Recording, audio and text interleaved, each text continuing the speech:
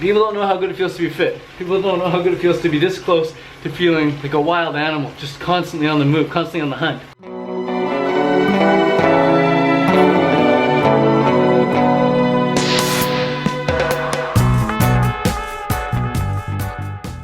I see a lot of people coming into the fitness lifestyle for the wrong reasons. They're coming into it for the results. People want to bike up the hills, people want to do their push-ups, people want to do their sit-ups so that they can have abs and lean legs and a thigh gap. But the truth of the matter is, you're never going to see the results because the results come so slowly.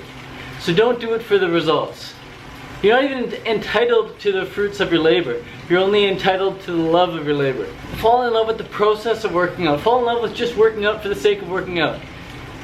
Don't enter the fitness game. Don't enter this fit lifestyle just to see results. You've got to love it. You have to love biking.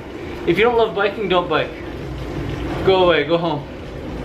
If you don't love running, get off the track, get off the treadmill. If you don't love swimming, get out of the pool, go do something else. Go do what you really love. You can do dancing, you can do hiking, you can do ultra running, you can do surfing, you can do skateboarding, you can do snowboarding, you can do free running, whatever. There's all sorts of movements you can do. You can have sex, you can be a porn star, whatever. Just find what you love in a way that allows you to move your body. That's number one. Just fall in love with the process, but don't get caught up in the results. The results come so slowly, you can't see them. It's like watching a blade of grass grow, alright? You sit and you stare at a blade of grass, it's gonna grow. No doubt it's gonna grow as long as it gets its sun and its water. But you're not gonna see it grow because it happens so slowly. And same with watching a flower open up. You can sit and stare and watch a flower open up, and next thing you know it'll be open, but you won't actually see it open because it happens way too slowly. It's like the continents, okay, on Earth. The plates are shifting. North America is like separating from South America or something, like just, or Europe or something, like Asia and Australia is floating away. All continents are moving around, but we can't see it because they happen so slowly. Like they move like an inch a year or something. But the fact is they're moving. So the fact is when you work out, you're going to change. It's inevitable, you're going to change. But the rate at which you change happens too slowly for you to see. So don't even focus on that. Don't even keep looking in the mirror. Just fall in love with the process of it. I'm not biking so that my legs can be jacked. I'm not biking or running so that my butt can be nice and tight. But as a result of biking and running, as a result of loving biking and running, man, my legs are cut and my butt is pretty tight. But that's just a result of it. I don't swim for biceps, but swimming does help my biceps. See what I mean? It's paradoxical. You gotta do it for the love of it, and you're gonna love the results, but don't do it for the results.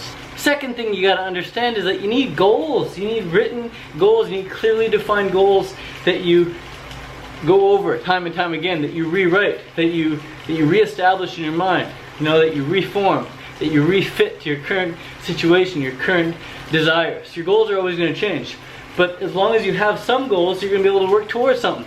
So one day my goal might be to run a sub 17-minute 5K. Next day I might be so inspired, you know what, I'm gonna do a 16-minute 5K. A couple weeks later, you know what, I'm gonna do a 15-minute 5K. A couple months after that, you know what, I'm just gonna go a 16:45 5K. Goals are always changing, but at least they give you something to work for. The goal has to excite you enough to get you out the door and get you training. Doesn't matter what the goal is. The goal is like a trick to get your mind engaged enough and excited enough to go out and work for something. And this is why it's so easy for triathletes, especially triathletes. There's something called post-Ironman blues, post-race blues. And after the big race is done, after the big event is done, athlete goes home and they actually feel kind of depressed for a week or two, maybe even a month or two, because they don't have any goals worth striving for. They've done their big race. They've accomplished it. They trained a whole year for it. Maybe trained 2 years for it. Now it's done. It's over. So afterwards they're like, oh, they're kind of like let down, you know? It's what a lot of musicians feel after they go on tour. They go on tour, they tour 50 states, 50 days, have a bunch of people show up, all their concerts. They're working hard on a mission, and then it's over and they're done. They have nothing to work towards. So you've got to reset your goals often. Have them written down on paper. Have them written on your iPhone. Have them written on your MacBook. Tell other people about them if you want. Have clearly defined goals in a bunch of different areas of your fitness. Don't just go mindlessly work out, because when you do that you can get bored. People said, Ted, don't you get bored? No, because I got goals, and when you get goals, you can make games. And when you make games, you have fun. I'll say that again. When you have goals, you can make games. And when you have games, you can have fun. So, if my goal is to run, let's say a 15-minute 5K, then I say, okay, can I even run 200 meters at that speed? And I'm like, oh shit, yeah I can, it's really hard, but I can do it. I'm like, okay, cool, what a fun game. I'm gonna try and run 250 meters at that speed. I'm gonna try and run 300 meters at that speed. I'm gonna try and run a whole kilometer at that speed. And then you keep adding up, keep playing games. You keep mixing it up, saying, okay, today I'm gonna do 1 kilometer at that speed, and then I'm gonna do 400 meters at that speed, then I'm gonna do 200 meters at that speed, and I'm gonna repeat the whole thing times 2.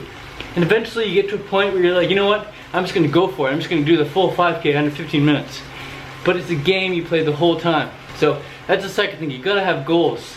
With goals comes games. Games is fun. Third thing you gotta understand is that it's not all about food and then fitness. You don't just eat a bunch of carbs and you go train. Sleep comes first. Recovery has to come first. Recovery, recovery, recovery. Get a good early night's sleep. Sleep in, take a nap, take another nap if you need to. And when you're fully recovered, then you're gonna have a good appetite. You're gonna be more in tune with your body, what it needs. Then you're gonna eat the right foods. You're gonna eat some high carb foods, some plant-based foods, some fruit hopefully. And then you go work out. Most people have that the other way around. You know, they work out and they're like, oh my god, I'm so hungry, I just worked out. And they eat, and then they stay up late and they're like, oh my god, I'm so tired.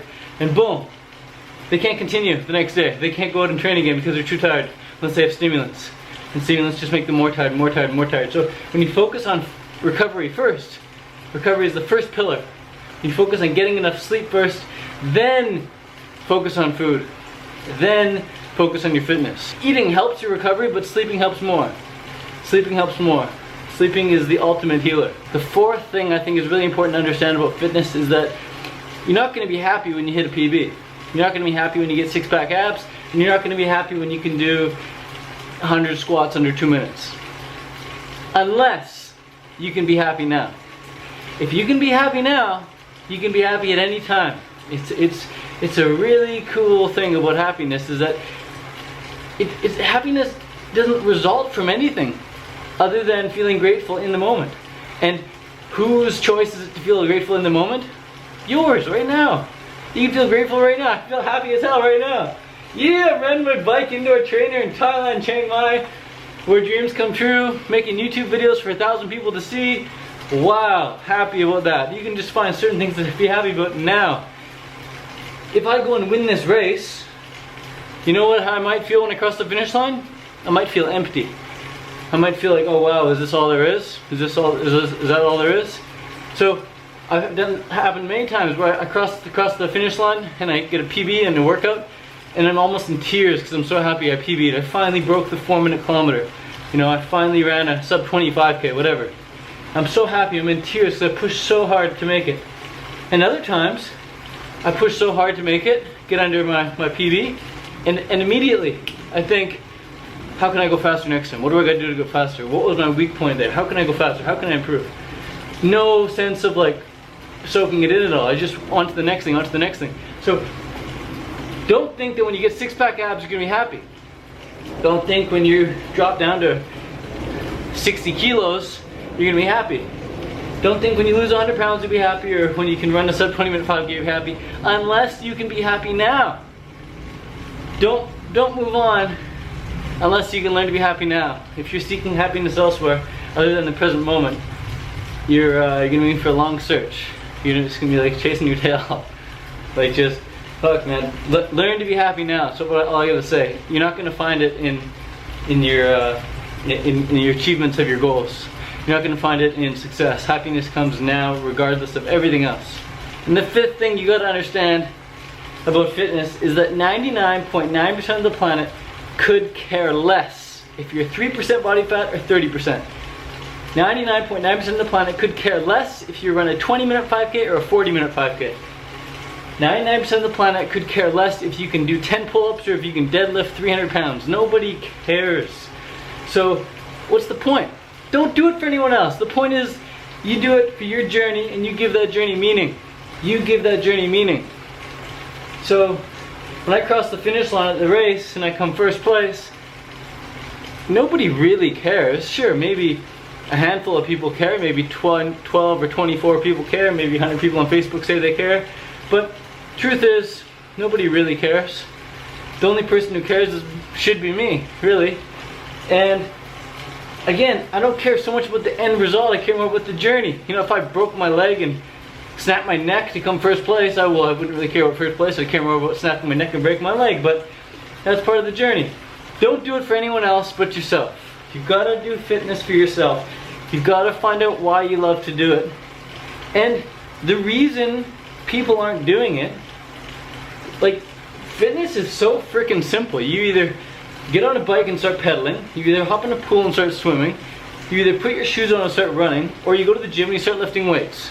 Swim, bike, run, strength train. Really simple. Just go and do it. Right? There's no mystery involved. It's not like starting a business or anything. It's just like you just put your shoes on and go. You get on your bike, put your helmet and go. Jump in the pool and go. It's very simple. So why aren't people doing it? Why aren't people doing it if it feels this good? That's why. People don't know it feels this good. People don't know how good it feels to be fit. People don't know how good it feels to be fit. People don't know how good it feels to be this close to feeling like a wild animal, just constantly on the move, constantly on the hunt, constantly on the chase, constantly on the play. People don't associate fitness with pleasure. Most people associate fitness with pain.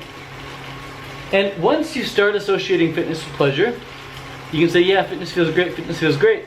And then you have a much better chance of turning it into a habit until it becomes automatic. So when I wake up in the morning, I don't think about, am I going to work out today? I wake up, I instantly grab some fruit, instantly either put on my shoes or put on my helmet or put on my bag and go to the gym, or go put on my goggles and go swim. It's automatic, it's autopilot. I take a nap midday, 4 p.m., 3 p.m., 11 p.m., whatever time of day I take a nap, or 11 a.m. Wake up from the nap, what do? Instantly grab a little bit of food, grab a little bit of water, go work out again. It's automatic, I don't think about it. Making YouTube videos, same thing. First you associate it with pleasure. I make a YouTube video, I get some comments, I get some feedback, I help some people. Then I gotta do it often enough to make it a habit. So that when the chance comes, like right now, I'm like, yeah, I can make a YouTube video right now. It's automatic, it's habit. You don't really need to think about it. It doesn't take up too much decision-making power.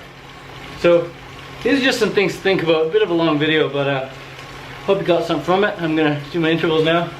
It's been 16 minutes. Good 20-minute warm-up should do the job. Peace, thanks for watching. And yeah, hopefully I'll try and smash it in Bangkok this weekend. Check it out, this is what it looks like when I'm racing.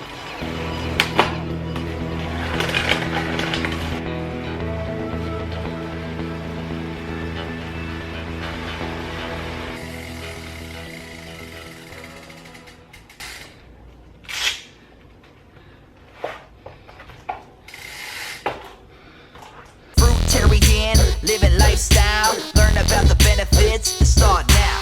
Eating from the vine and feeling divine. Fruit living with nature's design.